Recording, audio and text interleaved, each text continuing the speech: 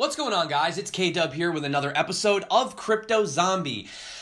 And it's Monday. Back on the grind. Back to the old drawing board, guys. And, did anybody get a chance to solve the one Bitcoin puzzle? If you did, congratulations, because I certainly couldn't figure that damn thing out. But anyway, if we have a look at what's going on in the markets, literally nothing. It's super boring, guys, and I had the page set to Bitcoin comparative right now because I do like to look at the Bitcoin comparative. It kind of gives me a better idea of what's really happening in the market, because sometimes when you just look at the USD values, you're not really seeing it comparative to other cryptos in the market. So I do like to look at that. I mean, but even so, if we were to switch it back to the USD, the charts are almost identical. So we're really not seeing much going on right now. I mean, Tron is actually having one of the better days out of the coins. If we go over here, we have Factum, Skycoin, Dragon Chain, Holo, Tron, Cybermiles, Walton, which I have something to talk about, Decred, Digibyte. They had a little bit of news coming out as well. But, I mean, for the most part, it's just another kind of boring day, really. There's not too much happening, guys.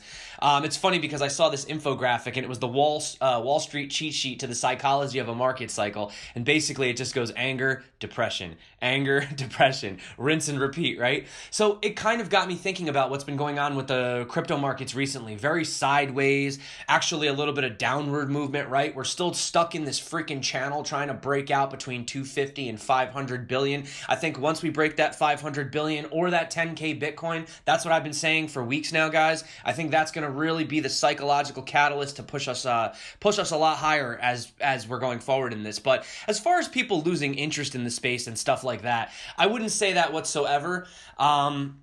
It's just an adjustment period. You know, you have a lot of people coming into blockchain, especially these companies, enterprises for the first time, but you're also seeing a lot of this kind of ICO craze starting to happen again. Last year we had you have the summer blockbusters, right, in movies and cinema. Well, I feel like you have those summer blockbusters for ICOs as well.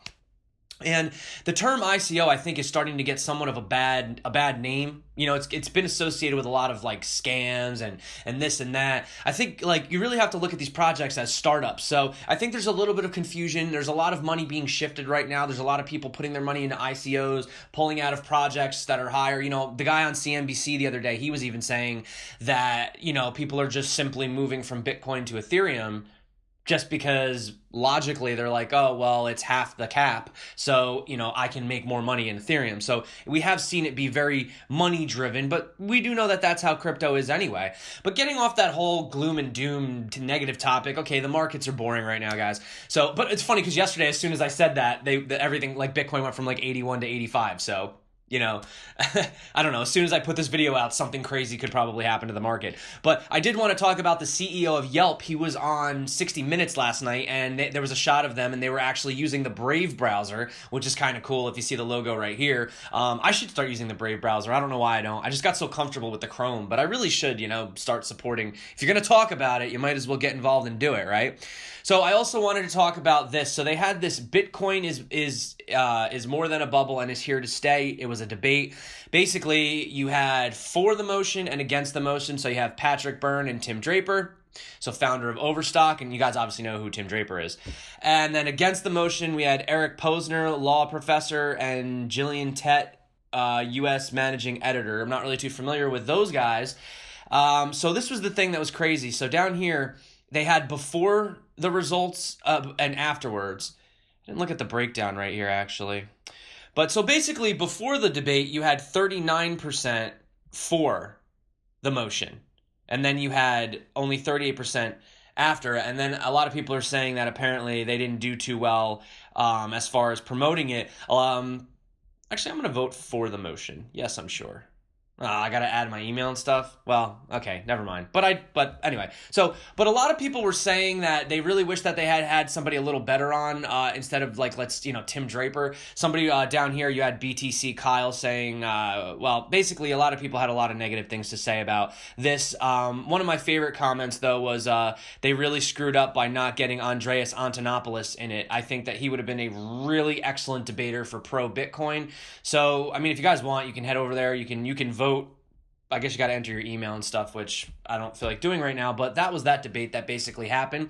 So I don't know if you guys heard about this, but the man-made floating Pacific Island city that will accept cryptocurrency in crypto utopia. So seasteading, which is a clever put on homesteading, and Blue Frontiers are startups that are designing man-made islands that will support over 300 homes with their own government and legal tender. The project will be started on the Polynesian Islands. This is the region where land is resting on coral and will disappear with rising sea levels. They say once we can see how this first island works, we'll have a proof of concept to plan for islands to house climate refugees. Blue Frontiers also launched an ICO to raise capital. So they're planning to use the proceeds of the sale to expand its ecosystem and create sea zones and seasteads, and will only accept Varyon, VAR, for its products and services. So that's basically that in a nutshell. Also, if you guys see right here, this is sort of just like a graphic of potentially what it could look like, what they might be building. So, yeah, let me see if I can go through this a little bit more. Yeah, here you go, guys. So here's some more pictures. It's just kind of all these different concepts of how they might do it. Just kind of scroll through. So, what do you guys think? I mean, do you think this is even viable? I mean, you know what I mean? Do you think that, like, what if a hurricane comes through or something? But outside of that, I mean, do you guys think this is something that would really work? How do you think the governments are going to react to this? I mean, technically, if it's offshore, right? So that's very interesting. That is very interesting. Now, this isn't the first time we've heard about it. I remember we heard Roger Ver talking about potentially having a Bitcoin island that he was looking to create back in the day. So here's a funny story coming out of, so it says, basically in a nutshell, Charlie Lee. So you know how basically on all of these Twitter posts, even on my Twitter posts, every time I post, there's constantly somebody saying they're going to give away free ETH and this and that, and it's just overrun with scammers. So what Charlie Lee did was he actually posted this tweet. He said, for a limited time only, I'm giving away 100 LTC. To get 1 LTC, first send me 0.01 LTC. Hurry up before I run out of coins. See here. And then if you were to click it, you would get this message that says, no, I am not giving away coins for free. In the future, don't get fooled by tweets from me or anything else saying I will send you coins only if you send me some first. If it sounds too good to be true, it is too good to be true. And I know we go over this time and time again on this channel, so I don't know how many of you out there are new people to crypto. But yeah, this is an ongoing thing. Do not send any money to any influencers, CEOs, content creators, anything. Just don't send us money, okay? Nobody is going to ask their Twitter followers for money, okay? Also, breaking news, VeChain now available on ZebPay wallets. The more you know, guys. The more you know. So, let's talk a little bit about Walton. Walton, you guys know I followed Walton for quite some time. I've been very, very interested in it way back when they first came out on Binance back in the day. So IoT's world-leading unmanned clothing retail store solution, highly recognized by Xiamen Municipal Development and Reform Commission. But what does it all mean, K-Dub? Okay, so IoT's unmanned clothing relationship store solution is a software and hardware smart system backed on RFID and blockchain. It is developed for clothing stores in the retail industry and aims to improve customer experience and store management efficiency. This innovative solution utilizes RFID and blockchain combined with big data blockchain cloud platform and customized smart terminals. This is an excellent use case for Walton. It is used to manage smart terminals of each store, store relevant data of in-store products, and perform real-time business data analysis. So as you can see, here's an example of a virtual changing room, basically, where you can scan it and then you would basically be able to see what the clothes look like on yourself. Now, this is interesting because I saw a virtual implementation of this on the Mark.space platform as well, where they're creating somewhat of a digital oasis, so to speak, of where you can meet in a digital environment for real world situations, right? Which that's a whole nother video. I made a video on that, but now they're talking about doing this in the real world. So you have these virtual stations. And essentially what you're going to have is you're going to have unmanned clothing retail store solutions integrating RFID, automatic settlement, and face technology that enables retailers to instantly update product sales information, monitor product quality, arrangement, and status for replenishment, and automatic promotional pricing. So, I mean, this is good news for the retailers, but this might be bad news for the employees, because if these employees start getting pretty much let go of because you're going to have these stores that can basically run on blockchain, and Walton's going to be in the back with all the information, all the RFID. So here's a little bit of you can kind of look at this. This is a concept, right? So you have the smart access control, you have facial recognition, this is the smart fitting room, smart information terminal, smart conveyor, and smart display. So everything is just so smart in this smart store. So IoT's unmanned clothing retail store solution fully realizes storage, cashier, anti-theft, and shopping guide in intelligentization. I don't think I've ever said it that way. Thereby enhancing customer loyalty, promoting innovation and transformation of the clothing retail operating model, pushing the clothing retail industry into the new smart era. This IoT's unmanned clothing retail store solution project is another positive attempt made by Walton Chain in the area of blockchain IoT. So on top of this, not even just to mention, we were seeing was it Walmart? No, hold on. No, it was Amazon.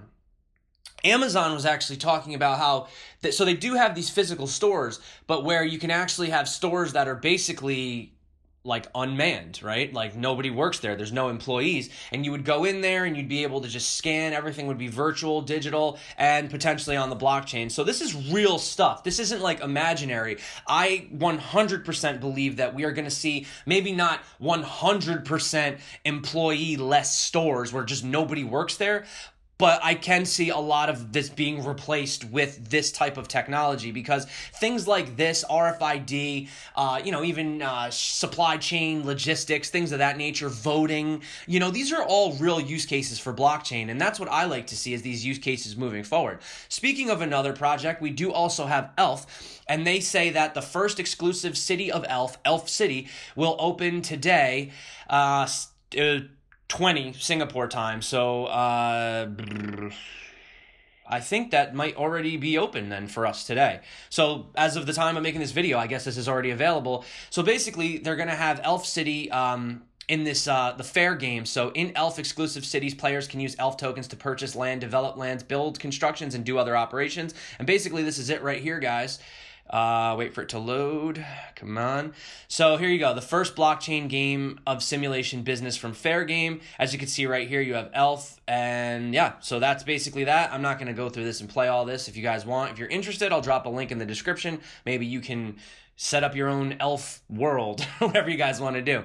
Also, I love talking about airdrops. So here's a quick tutorial on how to claim the spot token based on your qlink balance. So obviously, if you're holding qlink, you're going to get airdrop spot token. If I click this link right here, we do have a little bit of an informational video that goes into how you can claim it. So I'll leave a link in the description over here. Now, it does say that you're supposed to verify that you're not a US citizen, but it looks like you basically just have to check a box. So I don't know. You guys do what you want with that. I'm not going to tell you what to do. But yeah, so that's the airdrop for Spot. Also, talk about Ontology today, guys. The pre-release version 0.8 of the mainnet is available on GitHub now for anyone that's interested in reading into that. Some of the updates include the proof of stake native contract, OntID native contract, network optimization, virtual machine fee calculation model. Very, very technical details. But if you guys are interested, the source code is there. Go check it out. Also from Neo, we have Trinity being listed on BCEX. I've never used that exchange before, but that's good for Trinity. That's just more liquidity moving forward. Also, speaking of exchanges, we do have Loom Network coming to CoinEx, and they also say that Ripple and 0x will be coming very soon as well. So, I'm not really saying anything in particular, but we do know that sometimes right before these listings, sometimes the price goes up, so figured I'd let you guys know that. Also, coming from Nano, we have the Universal Block Canary has officially been released. Yay! So, Colin says, check your services to see if they're handling them correctly and let us know if you have any issues. Now, oh no, the controversial topic of Bitcoin Cash and Bitcoin. All right, guys, I'm just bringing you the news here. Don't shoot the messenger. So, this is a tweet from Roger Ver. He says, I'm currently explaining Bitcoin Cash to the chief economist for the Hong Kong Stock Exchange. He says, show him how amazing Bitcoin Cash is by sending him some so he can tell his 9 million Weibo followers about it. His address is, and then down here, obviously they left the address, and a bunch of people were like, oh, so you're basically bribing this guy.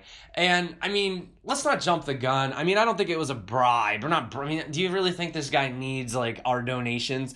Okay, not sticking up for or against this topic. I think he was just genuinely trying to just show him how it worked. So that was basically in a nutshell what was going on with that thing. I mean, you guys can take it however you want. I highly doubt it was a bribe. You know what I mean? I think he just wanted a demonstration, and it just was a cool thing for the community to show how it works.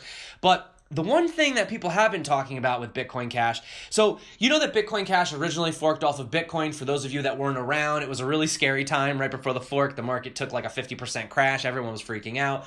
That's old news now. But we did upgrade to an 8 megabyte block size. Well, they had another hard fork where they switched to a 32 megabyte block size, okay? This is supposed to increase the transaction speed and decrease the transaction cost. However, this article right here from CoinDesk notes that but in the process, executing at block 530350, a portion of the Bitcoin Cash community was unfortunately left behind. So they say between 16% and 17% of Bitcoin Cash nodes are running old software, and because of the way upgrading the hard fork works, where changes are not backwards compatible, they say those nodes are now running on a completely separate network. As such, if any user running one of those nodes were to make a transaction, the new larger Bitcoin Cash network would not recognize it.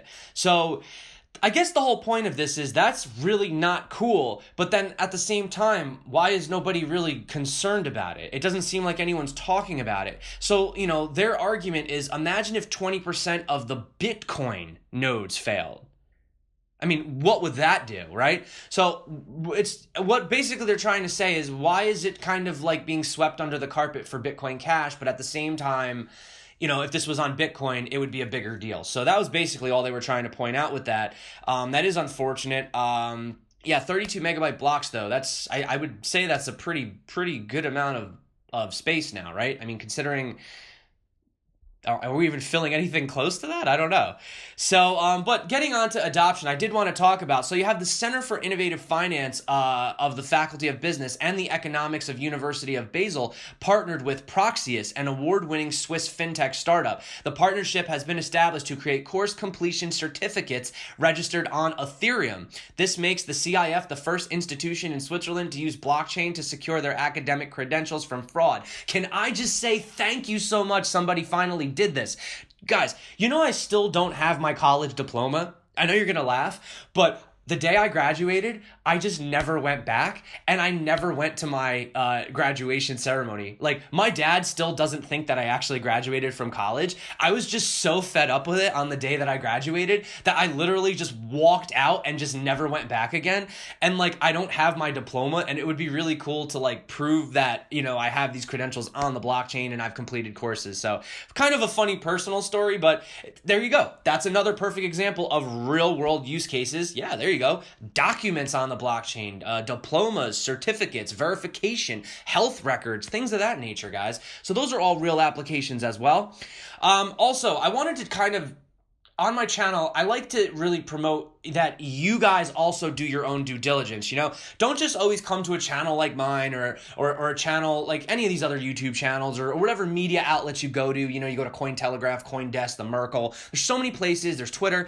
But I want people to actually dive in and do their own research. So we were talking about Cardstack, how it's a really, really complex layering system. Basically, what it's going to do is it's going to increase the basically user experience, because the problem is that right now the user experience is just not good, especially for cryptos, especially for, you know, cryptocurrencies. You know, everything is you got to go through this portal or this or use their services, but it's not seamlessly integrated. So Cardstack is one of those really, really ambitious projects that's really trying to bring that to the forefront. So I encourage you guys to look in a little bit deeper and definitely read into this. So I'm going to drop a link in the description because I want you to also do some research as well. And one other thing that I thought would be really great informational reading for everyone out there, so many people still don't understand consensus algorithms. And I'll be honest with you, there's new consensus algorithms that come out every single day.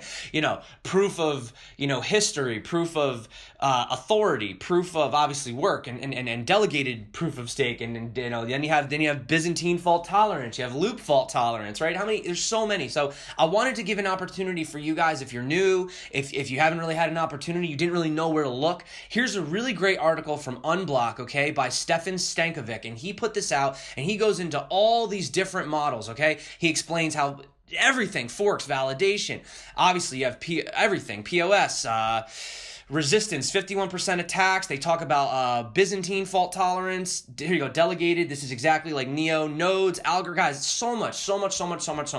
Read this article. This article is probably one of the better articles that I've read on all aspects of consensus. So definitely check that out if you guys are not aware of how that works. Let's talk about some more adoption while we're at it, though. So we have Colorado could soon accept cryptocurrency for political campaigns. So the Denver Post reported that political candidates could soon accept Bitcoin or other cryptocurrencies as a part of political contributions to Colorado state campaigns. Wayne Williams, the Secretary of State, drafted rules on May 16th, which would allow donations of cryptocurrency within political campaigns. That's really awesome, guys. So political campaigns could accept donations in the form of cryptocurrency. One other thing I wanted to talk about was you have the UK trading platform LMAX has announced its entrance into the cryptocurrency market, launching an exchange targeting institutional investors.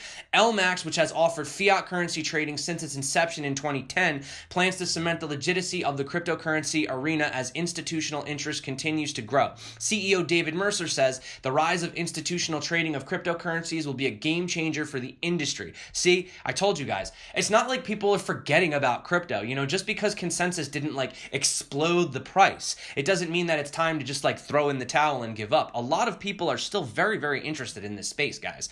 And here's sort of just one kind of ironic, funny story that I heard that I kind of want to end on today.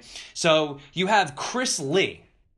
He left his role as CEO of OKX and CFO of the parent operator OKCoin only to move over to Huobi. He apparently said he was going to start a new life, okay? But he left OKX and he joined Huobi as board secretary and VP of International Business Development, effective May 18th. So Huobi CEO, and I know that I don't say Huobi right. I mean, everybody tells me I don't say it right, but I don't know how to pronounce it properly. So Leon Lee said that Lee's OKX resignation and move to Huobi were agreed at the same time.